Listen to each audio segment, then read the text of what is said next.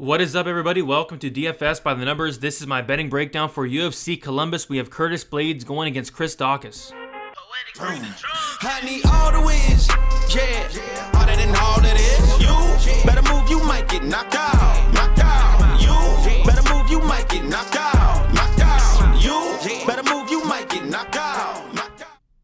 And we are back for another betting breakdown video this week, breaking down UFC Columbus. I do have 7 bets we'll talk about.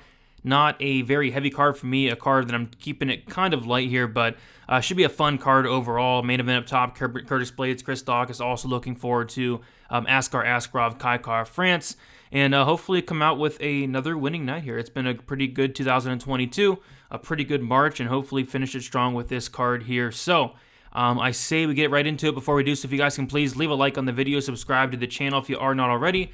That'd be much appreciated. As always, if you want extra content, check out dfsbythenumbers.com, approaching 200 members over there as well. So thank you guys for that. I say we get right into it here, and we will start with the first fight of the night. Is Luis Saldana, Bruno Souza, but kind of out of order here. But we'll go with Kizarev and Tolinian. Yeah, this line is getting nuts. I mean, Kizarev is minus 1,000 now. And I see him at like minus 1,200 on another book right now. And yeah, that's definitely wide. But I did find a way I kind of think is interesting to play this. So I did see FanDuel Sportsbook put out the KO at plus 340. I thought that was interesting. And then I also saw they have the double chance on FanDuel as well, and DraftKings also. But they have the double chance of Kizarev to win by KO or decision at plus 150. And the submission or decision was minus 250. So, yeah, I think he could sub Denise here, but you take a look at Kizarev and how does he win? He has 5 knockout wins, he has 5 decision wins, and then he has 3 submission wins. So he has more decision wins and knockout wins than he has submissions. And again, he could go out here and submit Denise, but I do not want to lay like minus 120 on a submission prop. I do not want to lay minus 250 on that double chance for a submission decision.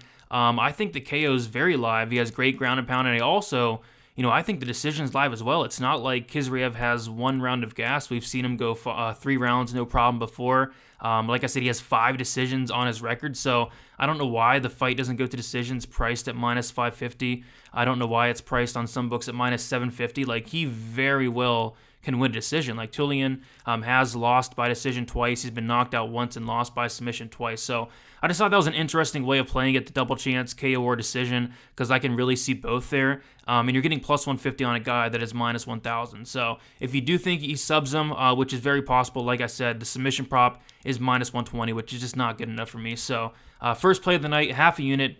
Kizarev, KO or decision is plus 150, and I also do not hate that knockout prop on FanDuel. I think it's worth a little shot. I think I saw it at plus 320 right now.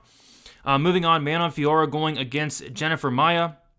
And I do like Manon Fiorot here. I do not like the price tag of minus 415. I definitely think it's pretty disrespectful to Maia here, but it's hard to make a case for Jennifer Maia. Maia's going to come in here. If you do expect Maia to go for takedowns, you're probably going to be very upset by the end of the night because that's just not something she does. Really question the fight IQ with Maia, black belt and BJJ, but she just refuses to go for takedowns in fights. I think she has 2 takedowns in 8 UFC fights, and that's not going to cut it here. She's not going to win a 15-minute fight on the feet against Manon Fiorot. I think Manon Fiorot wins, but what I will say is I think that decision prop is a better way to get that minus 415 down. I see the decision prop is currently at minus 115, and that is where I played it. I have 0.5 units on the Fiorot decision, minus 115. Jennifer Maia, super tough. Only finished once in 28 fights, never been finished in the UFC. I think Manon Fiorot wins a decision here. I do think it'll be more competitive than the line does indicate, but I do think Fiorot does get her hand raised and by decision. So half a unit on that as well. All right, next we have Dana Bakkerel going against Chris Gutierrez. Yeah, no bet here. Looks like some action has came in on Chris Gutierrez throughout the week. I do lean towards the Dana side. Don't really want to look at any props here because I could see Dana knocking out Chris Gutierrez. Dana back-to-back knockouts. This guy has a ton of power, and he has a ton of volume to go with it as well, landing over 6 significant strikes per minute thus far in 4 fights. So I like the volume of Dana, I like the power of Dana, but Chris Gutierrez is going to be the toughest striker he has faced yet. Those leg kicks are definitely a problem, and we are in the bigger cage, which I do think does favorite guy like Chris Gutierrez. Overall, it's a very close fight. I like the leg kicks of Gutierrez, but I like the volume and the power of Dana. I slightly lean towards the Dana side. I think if there is a finish, it does come from Dana, and I think if it does go to decision, I think Dana could also potentially win on harder shots, damage, and more volume as well. So give me Dana, no bet here, but I will be picking him, and I could see like a knockout potentially, but that's only 135. The decision is plus 350. I guess that's intriguing, but it's just going to be a pass for me. All right, next we have Luis Saldana going against Bruno Souza. The line is actually flipped on this one. Souza is minus 125 and Saldana is plus 105, and I don't really understand that. We have one guy in Saldana who's going to go out there and he's going to do stuff, and we have Bruno Souza who's going to go out there and try to make this a staring contest. I mean, Souza has that karate style, extremely low volume. It's just really hard to see him winning minutes, and on top of that, this guy's not a finisher. Bruno Souza has a 30% finish rate, which is the worst finish rate on the entire card. Alexa Grosso has the second worst, and she's at 31%. So I did see a prop that did stick out to me. I don't want to bet this fight, but I'm kind of forced to with this prop. So they have the scorecards equals no action on BetOnline. It's the same thing as finish only on DraftKings Sportsbook, and same thing with FanDuel Sportsbook, the finish only. So they have the scorecards equals no action for Saldana at minus 140, and I put 1 unit on that. The reason I like that bet, and it's because you take a look at Saldana, this guy has a 93% finish rate, has only won one decision, and he has the best finish rate on the entire card. And then you take a look at Bruno Souza, a 30% finish rate, the worst finish rate on the entire card. I think if there is a finish, I just think there's a greater chance that it is going to come from Saldana. I think more than likely this fight does go to decision, and I do edge Saldana ever so slightly, but if there is a finish, I do like the chances that it's going to be Saldana. So not a bet I wanted to go overly high on. This is a very sketchy fight. I could see it playing out very boring, as most Souza fights are, but I think Saldana is going to do more. I think he's live for a finish early on. So give me that scorecards equals no action. Luis Saldana minus 140, 1 unit on that. I think it most likely pushes. And by the way, if it goes to decision, the bet pushes. If Saldana wins inside the distance, the bet wins. And if Souza wins inside the distance, the bet loses. That's the scorecards equals no action, aka finish only there. And I do like that spot quite a bit. All right, moving on. We have Borshev going against Daukaus, and yeah, I kind of misjudged the line movement on this one. So I'm going to slightly, it's a very, very tough fight to call here. Borshev, I really like what I see from the guy in terms of the striking, but this is going to be a step up in competition. It's going to be his hardest test to date. The takedown defense is horrendous. He's taken down in every single fight I watched, and he's taken down quite a bit, but what I will say is the get-up game is extremely good. You have Daukaus, who's kind of hit or miss at times. I think he could go for takedowns here, and I think on the feet it's going to be competitive. I think this fight really can go either way. I kind of expected the line to increase on Borshev throughout the week. I mean, lots of hype on this guy. People love the Slava clause, the dance, and all that. I thought more money would come in on him. I thought it'd be a popular play, but that is absolutely not the case. Money's been pouring in on Daukaus, so my mistake there. I misread the line movement on that one, because I could have had Daukaus at plus 170. I probably should have took that. Got a little greedy, and now it's down to plus 120. So it's a pass for me. I have no clue really who's going to win this fight, but I do think it's going to be close. I think Daukaus by decision is intriguing, plus 300. I don't think that's a terrible price tag there. I could see like on the feet, competitive, and then just mixing in the takedowns. I don't think Daukaus is going to have a ton of success in terms of controlling Borshev, but it's a close fight. So yeah, I missed out on the plus 170. If you guys got in on Daukaus early, you guys did your job. The line has just been, coming down all week, and really wasn't expecting that, to be honest, but it happens. Pass. Neil Magny, Max Griffin. Yeah, this line's been getting blown up all week. Magny minus 255. It's just a pass for me. If Magny by decision minus 125. If you want to improve the price, I just think Magny's better everywhere. Better grappler, better striker, long rangey, better in the clinch. He's fought the much better competition as well. I think Magny takes this one, takes it by decision. Magny not much of a finisher, and Max Griffin very, very durable, very tough. Only been finished once in his entire career. So Magny by decision, if anything, minus 125 sticks out, but it's a pass for me. Magny minus 255, that is getting wide. I mean, I think this fight is going to be competitive, but yeah, minus 255 is wide. Give me Magny, though. Magny decision, minus 125 is where I look, but no bet on this one for me as well. David Dvorak, Mateus Nicolau. Dvorak minus 125 and Nicolau plus 105. And yeah, another pass fight, another fight that is very close. I'm very high on both these guys. I like Dvorak. This guy has not lost since like 2012 on a very big winning streak, and I think Nicolau is, constantly underrated. In pretty much every single fight he's in. Like Nicolau's a beast. He's good on the feet. He's good on the mat. Black belt and BJJ. I think on the feet it's going to be very, very competitive. I think I slightly favor Dvorak, but if this fight can hit the mat, I like the chances of Nicolau to win minutes. Nicolau, very good grappler, very good control. We don't get to see it a ton in the UFC, but he does have that black belt in his back pocket. I'm going to slightly edge with the dog here, and Nicolau just no bet for me, though. I think it's going to be a very close and competitive fight. Not even any prop stick out on this one, but I will pick Nicolau for the win, just not betting it. Carol Hoza, Sara McMann. This one should be a fun one. I do have a bet on this one, and I have 0.5 units. I have 0.5 units on the fight doesn't go to decision at plus 130. I was kind of hoping, it'd be like a sneaky fight doesn't go, get a better price because this is women's MMA, but that is just not the case. I mean, 7 out of 9 losses from these fighters are inside the distance. Carol Hoza submitted twice back in 2018, and then Sara McMann's been submitted 4 times and then knocked out once. So Rosa submitted in 2 of her 3 losses, and then McMann finished in 5 of her 6 losses there. So both fighters can absolutely be finished. I think McMann is live for an early finish. Her ground game is very good, and again, we have seen Hoza submitted twice just back in 2018. And then if the fight does go on, we do see McMann. She's 41 years old. Her gas tank's not there. She tends to give up, quit in fights. Make mistakes late in fights as well. I think Rosa's really live for a late finish. So everybody's going to be playing that Rosa third round prop. I don't blame you because McMann, I think she's going to have success early. I think she probably slows down and eventually gets finished. But yeah, give me the fight doesn't go. I think it covers both sides. McMann early, Rosa late. Rosa third round prop. And I think a live bet on Rosa is not the worst look in the world. I really do think McMann wins this first round more often than not, but we'll see. So give me the fight doesn't go, half a unit, plus 130. Got it earlier in the week, didn't beat much line movement, didn't really expect to. This is a women's MMA fight, but I do think this fight has a solid chance of finishing. Ilir Latifi going against Alexei Oleinik. This is an absolute pass for me. I can see this fight playing out a million different ways. I can see Latifi laying on Oleinik for 15 minutes. I could see Oleinik submitting Latifi from his back. I can see Latifi knocking out Oleinik. I could see a sloppy striking fight for 15 minutes. It's a straight pass for me. I will slightly lean with Latifi, the younger guy.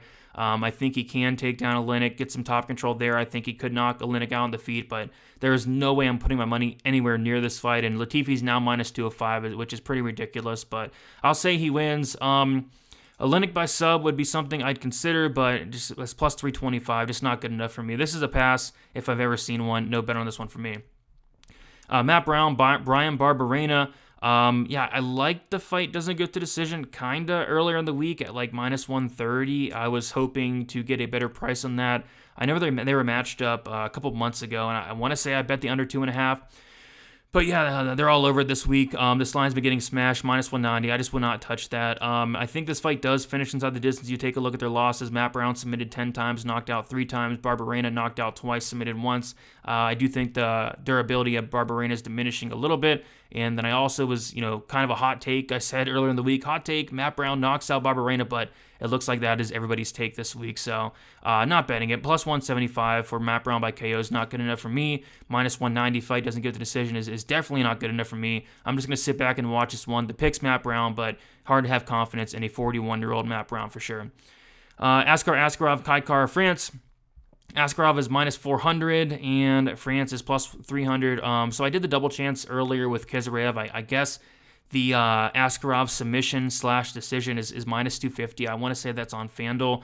I think that's how I would play it. If anything, I could see a sub. I could see a decision, most likely decision. But it's another pass fight for me. Askarov, a solid parlay piece, I guess, but this line's been getting steamed all week. If you like Kaikar France, I think it's simple as just playing the knockout line. But another pass. Lots of passing on this card. Keeping it light. No parlays for me, but Askarov is not the worst parlay piece in the world, I'd say. Give me Askarov. I'll say decision, but like I said, I think FanDuel had that, just the decision / submission double chance, minus 250. I think it's a little bit better than the minus 400 there. Co-main event, Alexa Grosso going against Joanne Wood. Yeah, so this line movement was weird on the over 2.5 rounds. So they opened the over 2.5 rounds at minus 165. I went to bet it, and then it changed instantly to minus 200. I was able to put 2 units on the minus 200 there on the over 2.5. But the 5 dimes had like the fight goes to decision at like minus 115, and then it was like minus 125. So if you got 5 dimes and got in on that, you beat a ton of linemen because the fight goes to decision is like minus 300. But I was able to get some down on that over 2.5 rounds. I think the over 2.5, I think the fight goes to decision. Both are solid parlay pieces if you're into parlays. I think either fighter, if you like them, play them by decision. The reason I like that bet is you take a look at it. Grosso, the second to worst finish rate on the card at 31%. Joanne Wood, the third to worst finish rate on the card at 37%.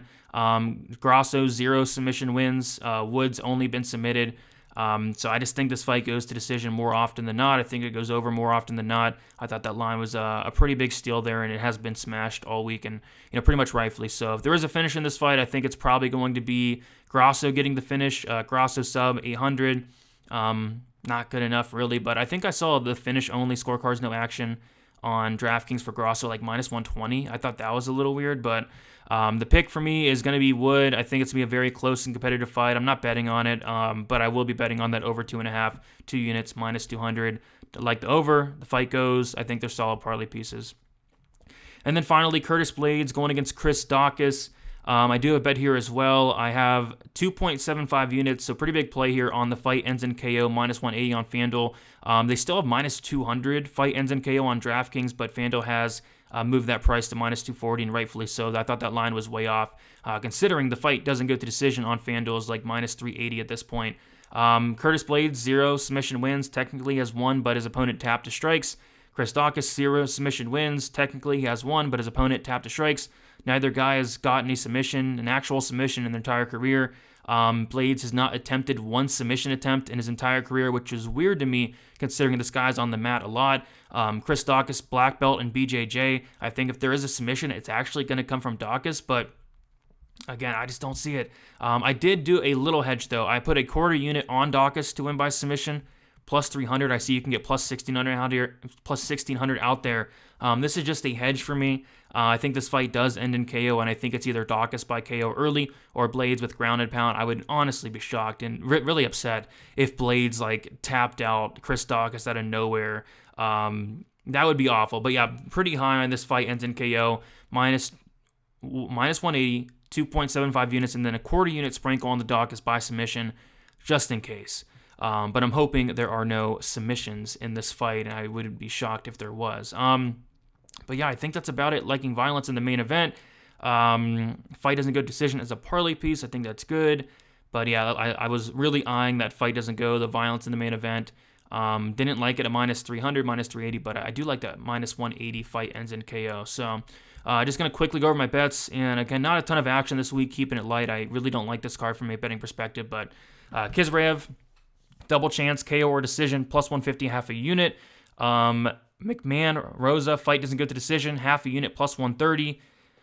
Saldana, scorecards equals no action, finish only, minus 141 unit. Fior wins by decision, half a unit, minus 115. Main event ends in KO, minus 180, 2.75 units. Quarter unit on Daukaus by submission hedge, plus 1,300, and then 2 units on the Calderwood over, minus 200 there. So yeah, not a ton of action, light card. Hopefully end the month with a win. It's been an incredible March. It's been an incredible year, and just hoping to continue the success on to this week. Best of luck, everybody. UFC Columbus, we'll talk to you very soon. Next time we talk, we'll be talking some UFC 273, I believe, which is going to be a great card. So that's been it, guys. Good luck. Tune into the live stream today on the channel 1 hour prior to the prelims for Best Bet with me, Narco Eric, and Uncle Weezy. Going to be giving our best bet for each and every fight on the card. Going to be nice to get some other perspectives as well. So come check that out. Leave a like, subscribe. Appreciate you all, and good luck for this week.